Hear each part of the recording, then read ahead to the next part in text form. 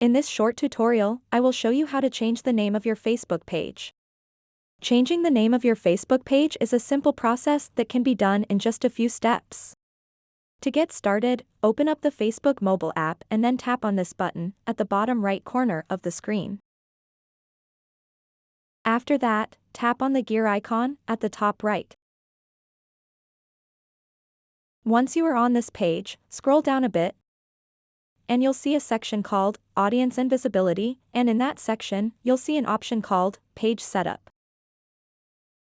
Tap on it. At the very top, you'll see your current page name. What you want to do next is tap on the View button. Now you have the ability to change your Facebook page name. So go ahead and tap here. And get rid of your current Facebook page name and type in the new name. Then tap on the Review Change button. And then tap here. And enter your Facebook password. Then tap on the Save Changes button to finish the process. It's important to note that once you change the name of your Facebook page, you won't be able to change it again for 60 days. So make sure you are certain about the new name before proceeding. So that wraps up this tutorial.